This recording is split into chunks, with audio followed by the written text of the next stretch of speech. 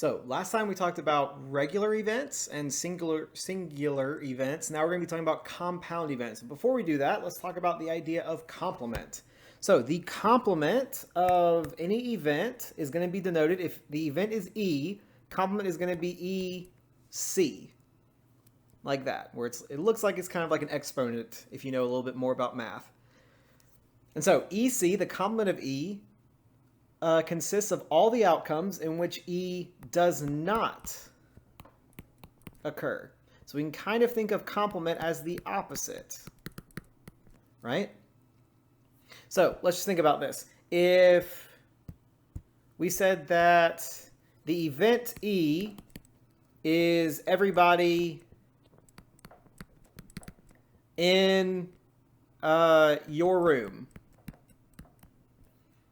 then the complement would be everybody not in your room, right? Which is everybody in the world who is not in your room. Good.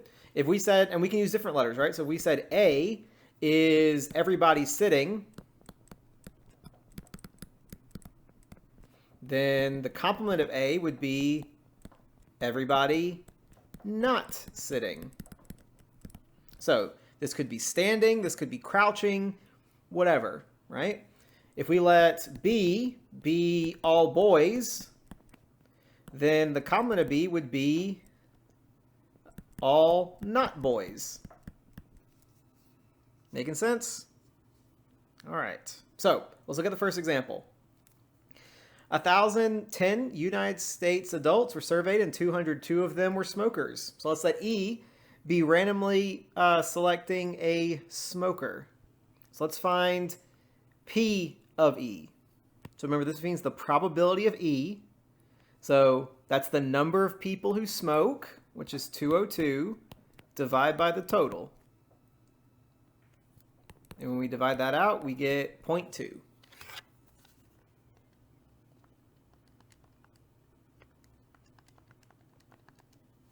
All right.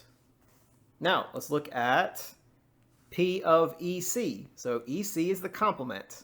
So if E is all the people who smoke, EC are all of the people who are not smokers. So if there are 202 smokers out of 1010, how many people don't smoke? Well, we can see that that would be 1010 minus 202, which is 808. So 808 people don't smoke.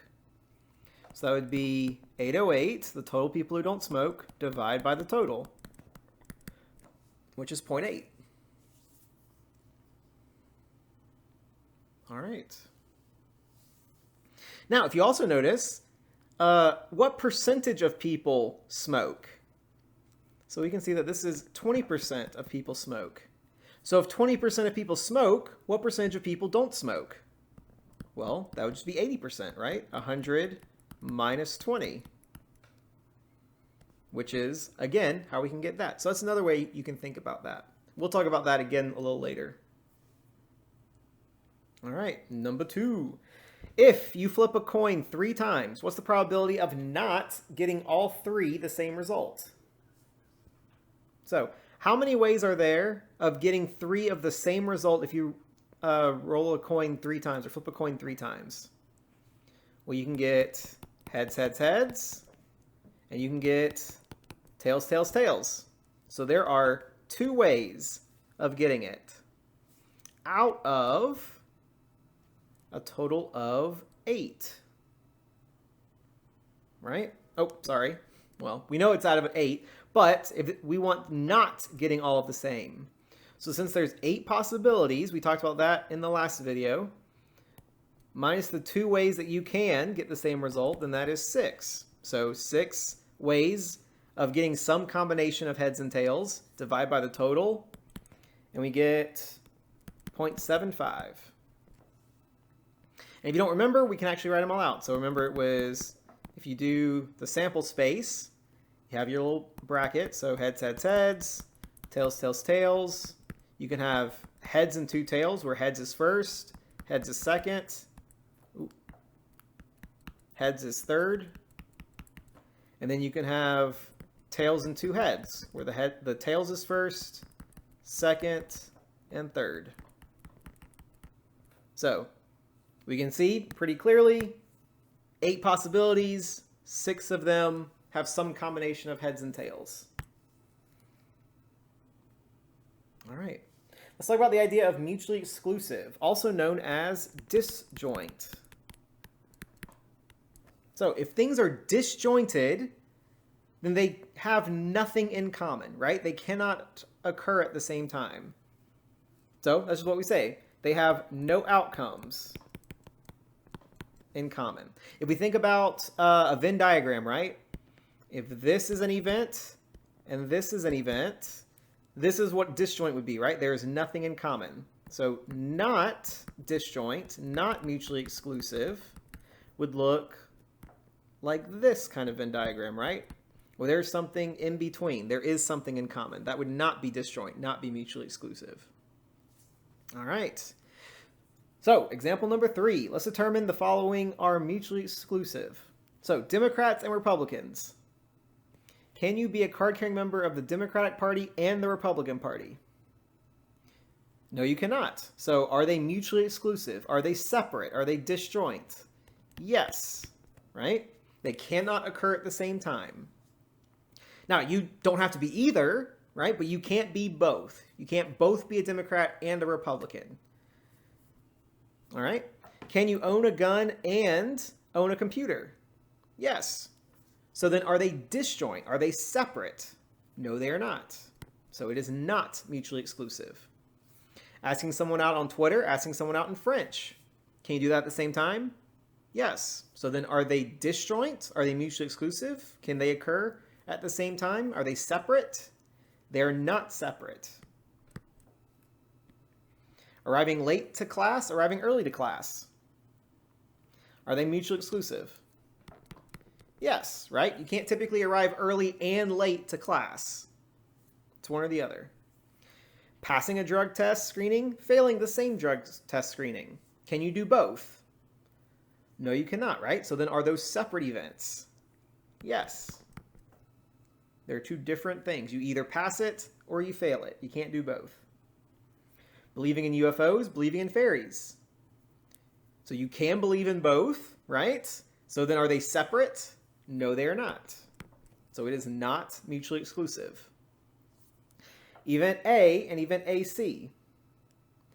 So what does AC mean? Remember we said that that is the complement of A, right? Also known as the opposite of A. So if it's in A, it can't be in the complement, and vice versa, right? Remember we said everybody in the room, the complement is everybody not in the room. Everybody sitting down, the complement is everybody not sitting down. All boys, complement would be all not boys, right? So can you be both in the event and in the complement of the event? Can you be in A and the opposite of A? No, that doesn't make any sense, right? These are two separate events. So these are mutually exclusive. They are separate. Good. And likewise, we even know something more, right? So remember, if A is everybody in your room, then the complement would be everybody else, right? Everybody not in the room, which is literally everybody else in the world.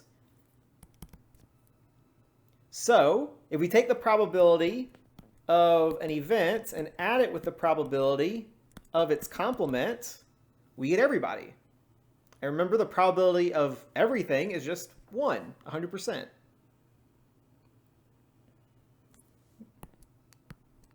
So probability of an event plus the probability of its complement is just everybody, 100%.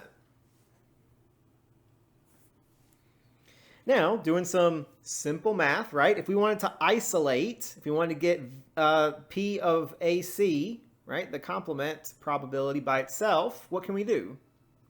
We can subtract P of A to both sides, right? So if we subtract P of A to both sides, it would be 1 minus P of A on the right side, right? So we can kind of look like this. We subtract P of A to both sides. right? That's what we end up with. 1 minus P of A. Likewise, if we wanted to isolate P of A, we can subtract the complement probability from both sides. So we get 1 minus P of the complement. So if you're trying to find the probability of the complement, but all you know is the probability of your event, you can subtract it from 1. And we actually did that, remember? So when we said that the probability of smokers was 0.2, we said that the probability of not smokers, which would be its complement, was 1 minus 0.2, or 0.8. Because remember, this is all in probability form, so percentage form would just be 100% minus 20%, which would be 80%. And you can do this as well. If you want to think about it in percentages, if that makes more sense to you, go for it. Just make sure that your final answer is in decimal form, not percentage form. But yeah, this totally works as well. All right. And likewise, we will definitely talk about a time where we're going to have to use P of A. That will be in the next video. All right. So now let's talk about some compound events. So we have two basic compound events. Compound events means when you combine one or more events. So for event A and B, we say that the event A and B, so this is one event, A and B, includes all outcomes in common with both A and B. So if we think about it as a Venn diagram, for instance, if this is A and this is B, right?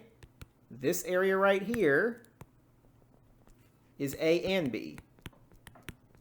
This is the one in common with both. So let's look at some examples. So problem 1 on your handout for word problems. Suppose that we randomly select a chip from a bag where each chip in the bag is labeled 0 through 9.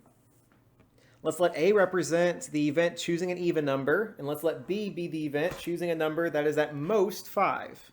So first, what are the outcomes of A and B? So let's figure out what is A and what is B.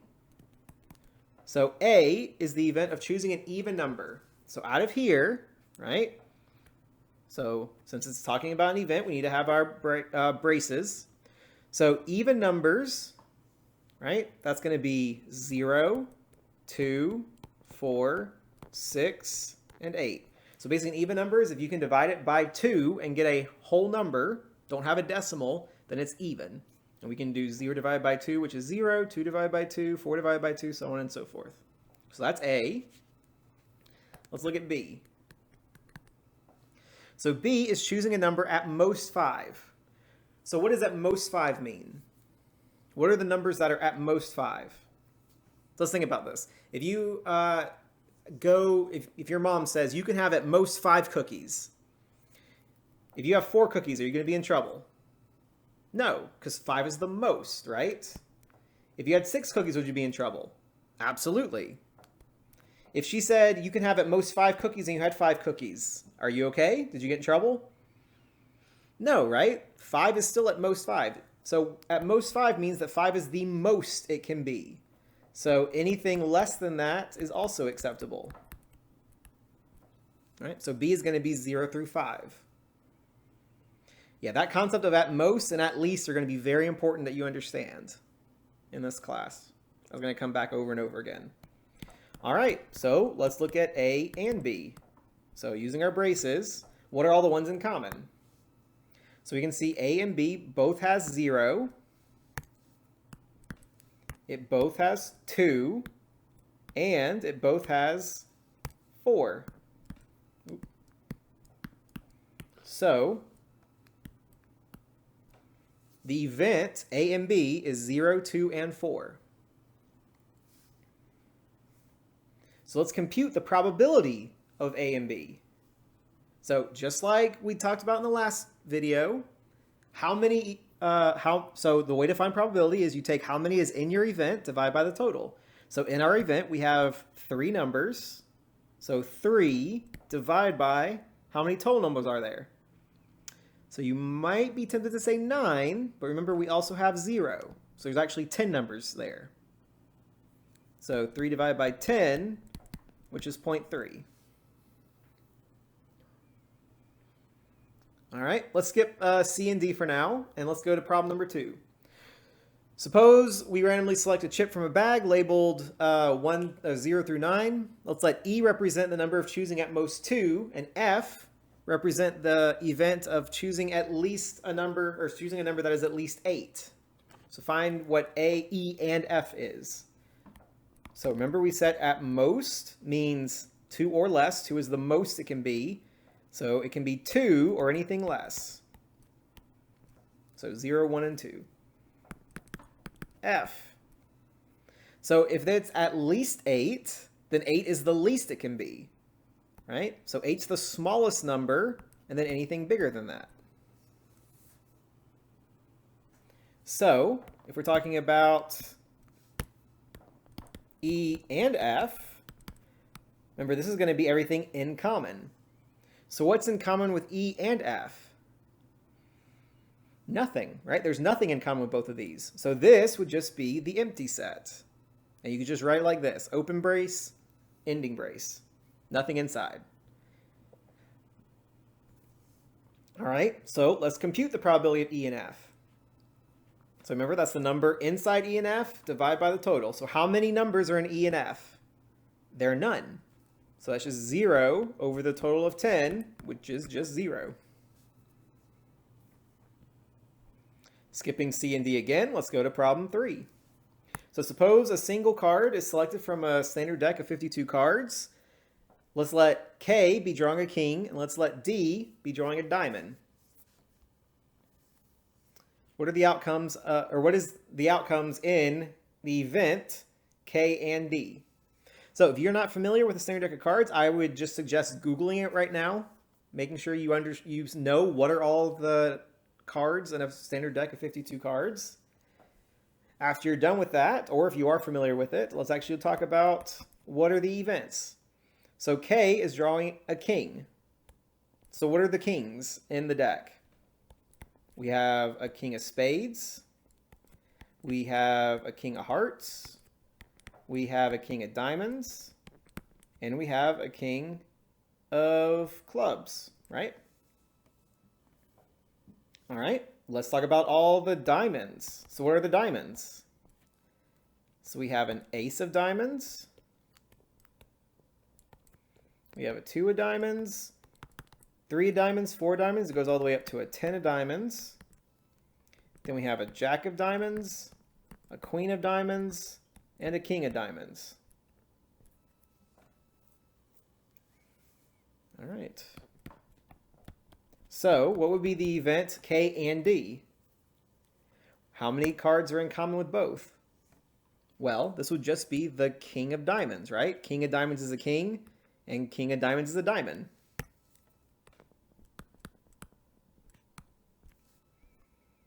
So if we are computing the probability of K and D, how many cards are in this event? Just 1.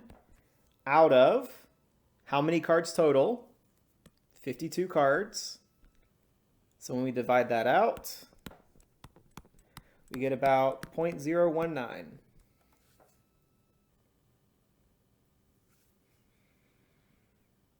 All right. So now let's talk about the OR. So the OR is a little more complicated, just a little bit. So if we're talking about A and B, we say that the event A or B includes any outcome in either A or B. So what this means is that it can be any outcome in A, any outcome in B, or any outcome in both of them.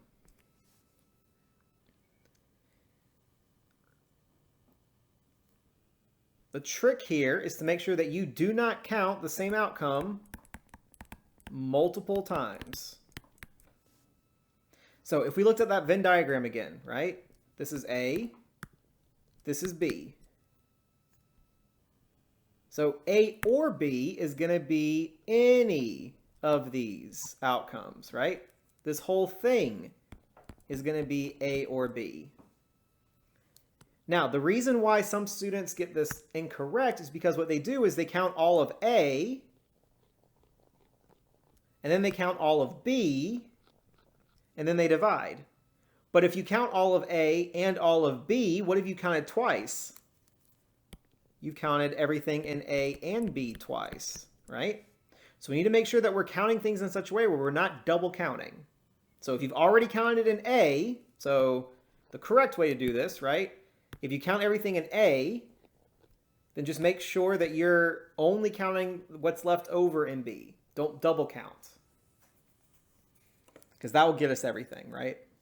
So count everything in one of the events, and then figure out what's the rest of them that we haven't counted in the other. And we'll end up with the same answer. All right, so let's look at some examples. So going back through our 3 problems. Problem number 1. So we said that in this case, A was choosing an even number. So we said that was 0, 2, 4, 6, and 8. We said that B is choosing at most 5, so 0 through 5. So let's find the event A or B. All right, so let's just do exactly what we said. So let's count all the numbers in A, 0, 2, 4, 6, 8. And let's take out all the ones that we double counted. So 0, so we're not going to include 0. 2, we're not going to include 2 again. And 4, we're not going to include 4 again. So then what's left over in B that we haven't already counted? 1, 3, and 5. If you want to put them in order, that's totally okay, but this is perfectly fine as well. All right. Now, do you see this would be different than if you just wrote out everything in A or B, right? Well, let's look at the probability first, and then we'll talk about that. So, probability of A or B. So, how many events are in A or B? Well, it's 1, 2, 3, 4, 5, 6, 7, 8. So there's 8 out of a total of how many numbers? We said there was 10, so 0.8. Now, let me show you why we want to do it the way we did it. So, incorrect. So this is incorrect.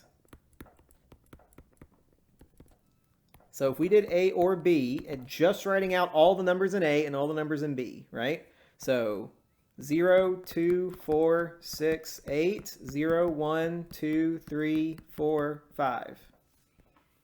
And then if we computed A or B, well, how many numbers in A or B?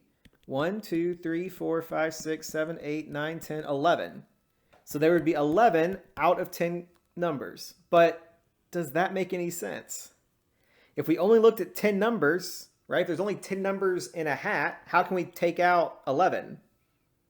That doesn't make any sense, right? And that's because we double counted 3 numbers. So we definitely want to make sure that we are counting in such a way where we're not double counting anything. All right, let's look at number 2. So for number 2, remember we said that E was at most 2. So 0, 1, and 2. We said F was at least 8. So 8 and 9.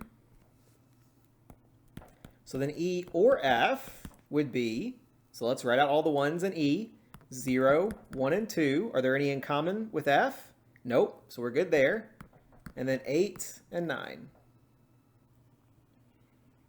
So let's compute E or F. So how many are in E or F? There's 5. Divide by the total of 10. So 0.5. So this was good because they were disjoint, right? Mutually exclusive. So it made things easy on us. For problem 1, they weren't disjoint, right? They had something in common, so it made it a little harder on us. This type of problem is why the OR confuses a lot of students. All right, let's look at number 3. Suppose a single card is selected from a standard deck. K is the drawing a king. So we said K was king of spades, king of hearts, king of diamonds, king of clubs or clovers, however you want to say it. And then diamonds, we said it was ace of diamonds, 2 of diamonds, all the way up to 10 of diamonds, jack of diamonds, queen of diamonds, king of diamonds. All right, so the OR. K or D. So let's write out everything from K. King of spades. Is there any spades in common with the diamonds? No. So keep going. King of hearts.